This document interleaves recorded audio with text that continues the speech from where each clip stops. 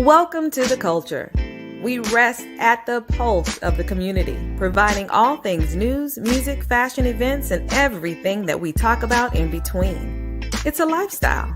We are The Culture. Hi, and welcome to The Culture. I'm your host, Jessica Garrett Modkins, and joining us this week is Chief Medical Officer for South Miami Hospital, Dr. Yvonne Johnson. Welcome to the show, Dr. Johnson. Thank you. Thank you for having me again, Jessica. Yes, it's always a pleasure for you to bring us the insight that only you can. Today is all about COVID-19 and our Black community. And as you know, we began this journey with COVID-19, I guess publicly back in March of 2020. And here we are, January 2022. We are still fighting a good fight, as our elders would say. But what's changed for us thus far? Well, I'll tell you, I would never have imagined when this all started in March that we would still be here 2 years later. You know, we've kind of been going in these waves or cycles. We call them surges of COVID. So where we are right now is probably at the plateau for South Florida, for our area, of this Omicron variant of COVID. As you may know, Omicron, we learned about it probably in November, started seeing cases late in November, and then it just really took off in December, particularly during the time of our holiday get-togethers. It has been far more contagious. It's probably 4 to 6 times more contagious than Delta was. But it fortunately does not cause as severe of an illness as Delta did. So this has probably been the mildest of the illnesses, although I don't want to suggest that people are not getting sick. Our hospitals are full. And we're more full than we were even during the peak of Delta and that first variant that I guess we can call Alpha. We're more full than any other surge. And the reason is that even though it's a smaller percent of patients that are getting sick enough to be hospitalized, the denominator, the number of people who are infected is just so tremendous, because so many of us, even those of us who've had COVID before, those of us who've been vaccinated, those of us who've been boosted, have gotten infected. The difference is those of us who were vaccinated, and particularly those of us who were boosted, did not get sick enough to go into the hospital. And that's pretty much where we are right now. We are, lots of folks in the hospital, but an even larger population of people who have been infected. Interesting detail there on hospitalization, because I was thinking that possibly with the Omicron variant, did I say it right? Mm-hmm. Okay. That hospitalization may have been reduced due to the fact that it was a milder form, but to your point, that denominator number with the increase in cases would also increase the possibility of those who are and may not be vaccinated still needing to be hospitalized. So I completely get it. Going back to September, which was the last time that we had you on the show, we talked about vaccine studies and there being a potential to there being a vaccination for variants. Where are we with that? And is there any information that has been released to the public? Nothing that I have seen any great data on. I know that Pfizer is working on a vaccine that's more specific to Omicron. There was also some data that just recently came out from Israel about studies that they did on getting the 4th shot or the second booster. And that didn't really show anything very promising about reducing the infectivity of Omicron. So I think we are going to have to look to vaccines that are a little bit more specific. But we did know that that first booster, so if you haven't gotten the first booster yet, from your initial vaccine, whether it was the Johnson and Johnson, the Pfizer, or the Moderna, you can still get a booster, and that really has shown to significantly decrease the propensity or the risk of having to be hospitalized and having severe illness. The other point that I wanted to bring out when we talk about the large numbers of patients that we have hospitalized now with Omicron, a lot of our patients are hospitalized with Omicron. So while we have large numbers in the hospital, there's a portion, I would say, about half of them are hospitalized because they have Omicron or because they have COVID. They're sick enough to require hospitalization, and those tend to be the people who are not vaccinated. But we have another group of folks who are hospitalized, and they may or may not be vaccinated. A lot of them have been vaccinated, and they're here because they had a heart attack or a stroke or appendicitis or a car accident or broke something, just like they always were. But like all your friends and neighbors who have COVID, they have COVID too. And so they're here in the hospital for some reason, and they have COVID. But it is impacting the hospital because we still have to take great care in keeping people isolated so that they're not spreading it through the hospital. Mm-hmm. So, the numbers are there, because there's a significant, I will say significant, there is a population of people who have not gotten vaccinated. The good thing about Miami-Dade County is, we're a very highly vaccinated population. So, that has really been what has saved us here, that while our hospitals are full with patients with COVID, we're not as overwhelmed as we were with patients that need to be treated for COVID as we have been in some of the other surges. And I will tell you, Jessica, that if this Omicron caused the severity of illness that Delta did with the infectivity that Omicron has, we would be in a world of hurt right now. Wow. Let me ask you this as it relates to the hospitalization, because the number of people who've been diagnosed with COVID-19 has surged. But there is the possibility that people who are positive for COVID-19, they don't go to the hospital. Mm-hmm. What is the determining factor, or I'm sure it's a myriad of answers, but what makes it get to a point where a person will need to be hospitalized versus those that get diagnosed with COVID-19, they just go home?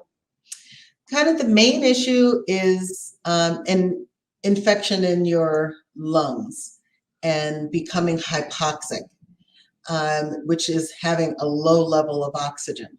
So it's that shortness of breath, feeling that you can't breathe.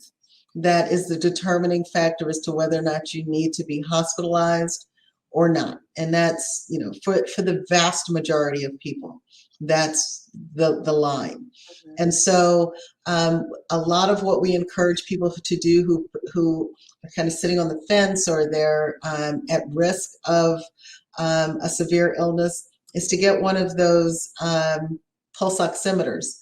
It's a little device that sits on your finger and measures the oxygen that's flowing through your blood, that's attached in your blood.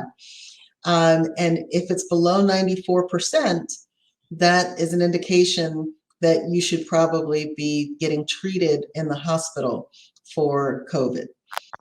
But if you don't have that, then just that sense that you can't get air, that feeling of shortness of breath, or breathing more rapidly than you normally do. So if you have somebody who maybe can't express themselves as well, and you're looking at them and they're breathing more rapidly than normal or more labored breathing, that would be a reason to get them to the hospital, particularly if you already know they have COVID. Okay. Vaccination hesitancy in Blacks. Where are we on the numbers? We talked a little bit about that before, but where are we now?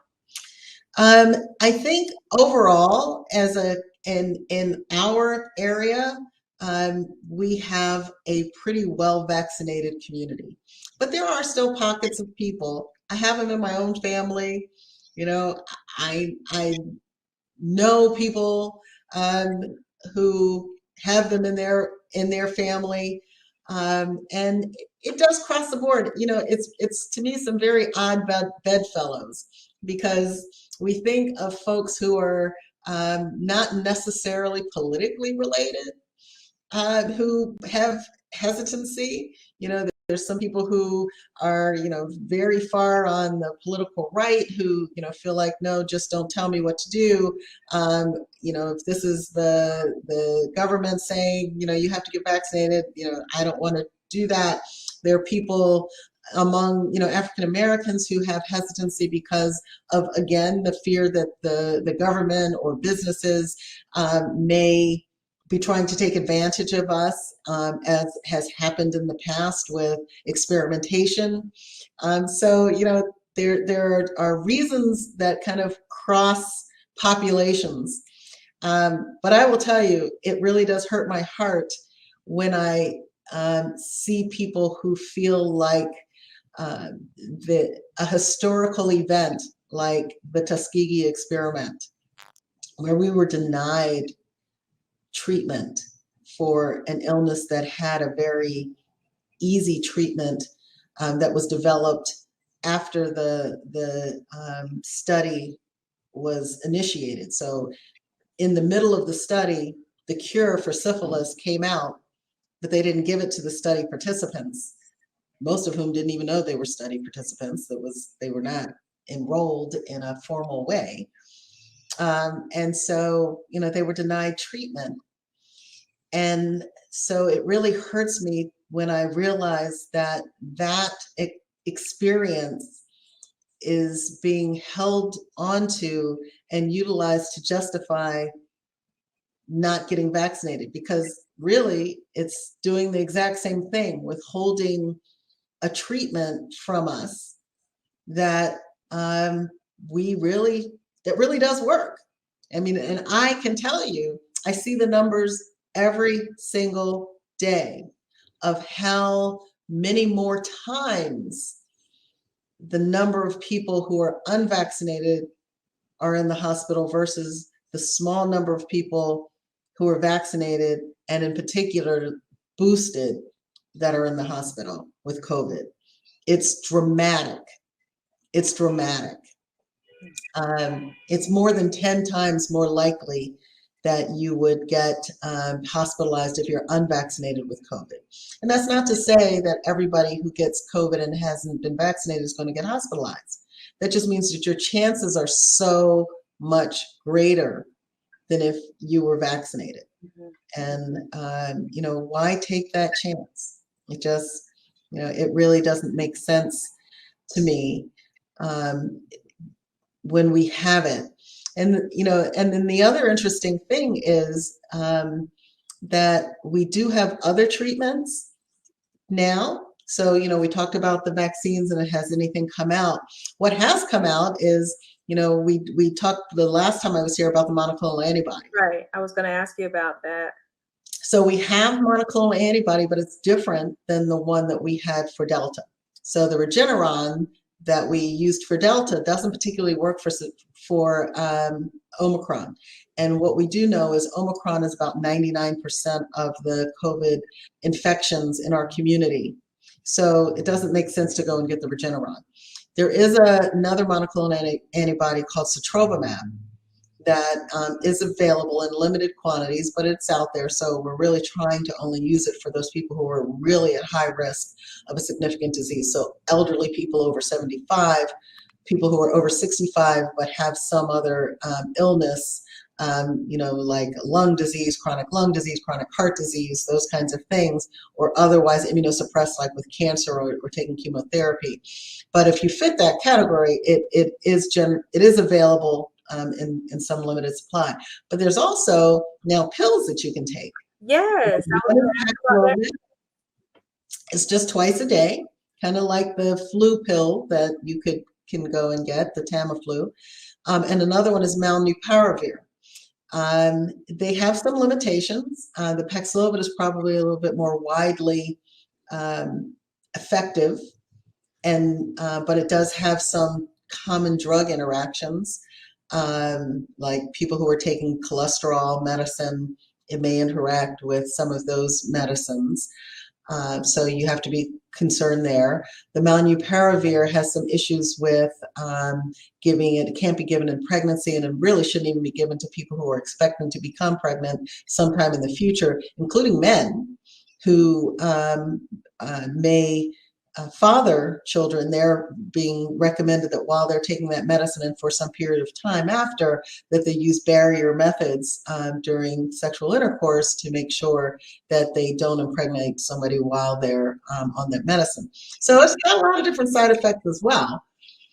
But it's always interesting to me that people are much more willing to take a treatment, even though it's experimental. They're under emergency use authorization, as opposed to the vaccines that, while they used to be under emergency use authorization, they're now fully approved by the FDA. So, it's just a little odd to me that people kind of pick and choose with really no basis for, why I'll take this, but I won't take that. And I think, my grandmother said, very often, an ounce of prevention is worth a pound of cure. And that's what vaccines are.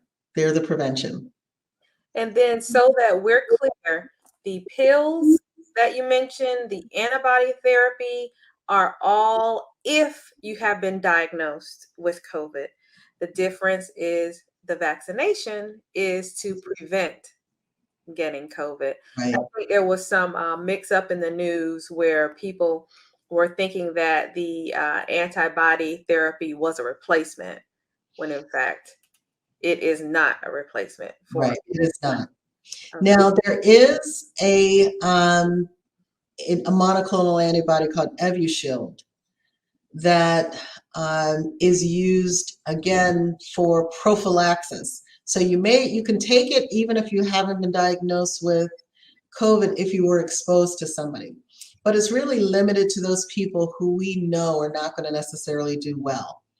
Those people who are really severely immunocompromised. So, if you were somebody with cancer or undergoing cancer treatment or getting radiation therapy or, chemotherapy, and you found out that, the kid you live with has COVID, and you're like, oh my God, I've been really exposed. That is an alternative.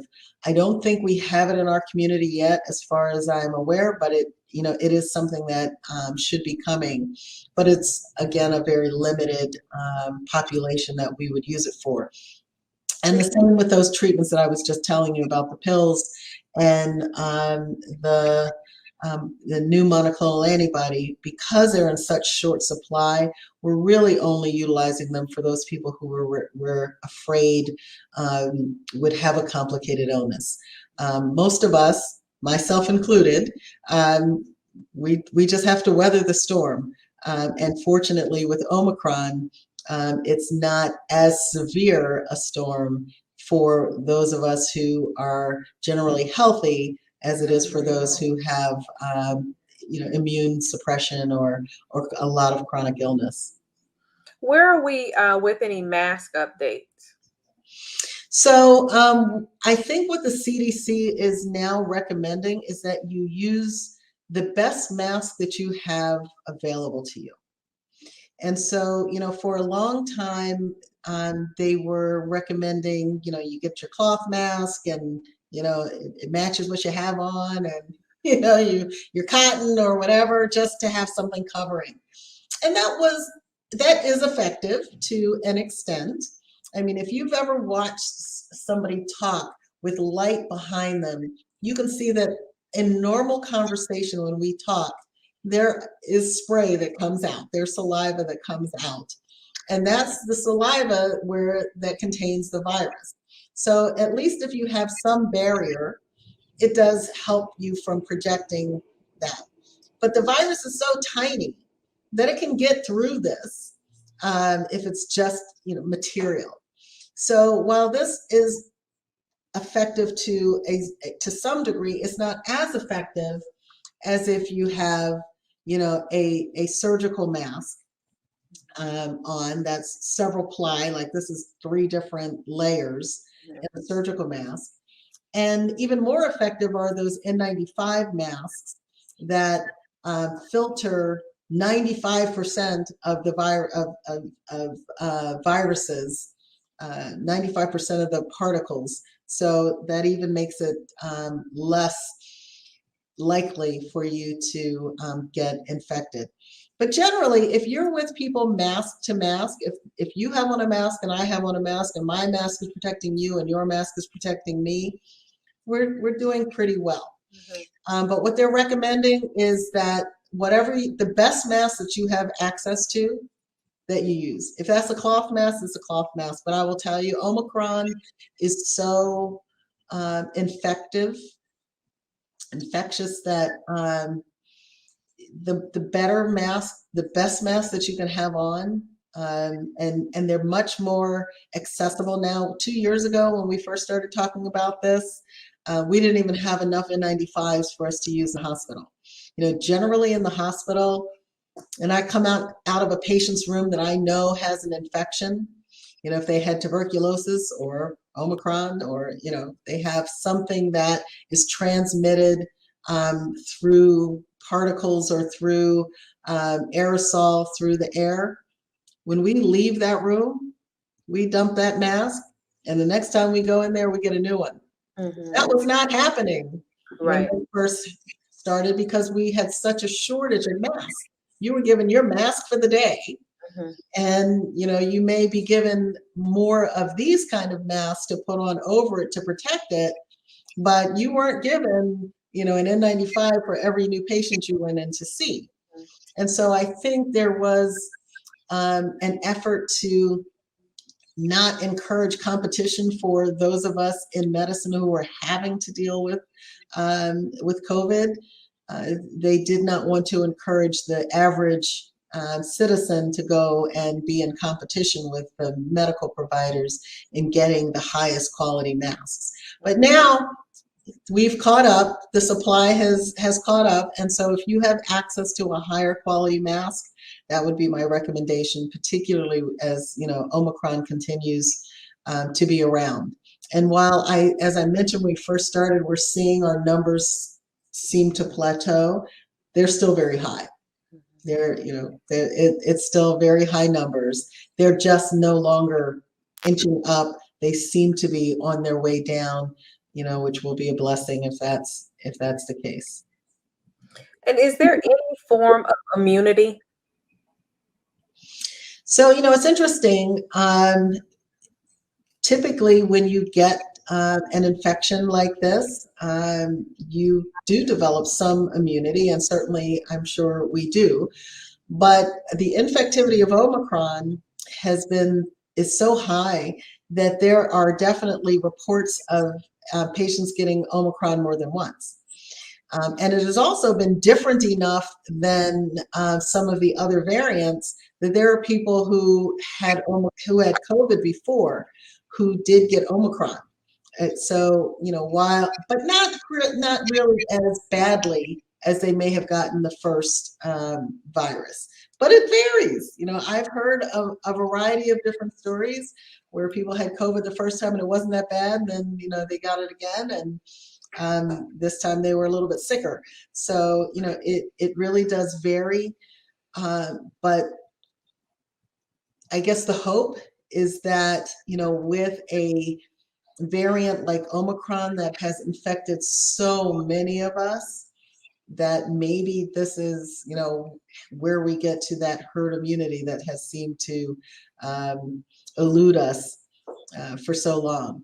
But, we'll just have to see. This has been a journey of discovery. And I think one of the things that has not been emphasized enough is that we are learning as we go along. with COVID. So people make these grand pronouncements about this is what it is. And it really is, this is what we know today. Right.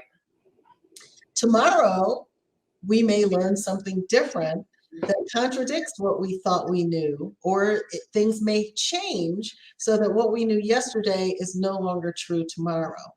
And I think that's where a lot of the skepticism comes in from people. It's like, oh, but they said this, and now they're telling me that. They don't know what they're talking about. And, it's not that we don't know what we're talking about. It's that things change, including the virus. The job of the virus is to enhance its survivability. And it does that by mutating. So if your body develops an immunity, like you were just saying, its job is to find a way around that immunity. And so it changes. And so, we have to learn new information about it. And what we know about it is different than what we knew yesterday because it's different. And I think that's, what we have to understand is that it's not that the scientists and the physicians don't know what they're talking about. It's that this virus is changing because that's, the nature of viruses. Excellent point. Thank you so much, Dr. Johnson, for joining us and providing all of that insight, which I knew you were going to bring, and we needed it. And thank you also to the COVID family. It's funny, the culture family, for joining us today. Don't forget to stop back by at 6 p.m. tonight. Catch us live on Facebook or YouTube Live or Video Mix TV for another edition of My 2 Cents starting at 6 p.m. We'll see you then. Thanks so much for joining us. Thank you for having me. The Culture is produced and owned by the Culture Media Group and cannot be reproduced or broadcast without written consent. All rights reserved 2020.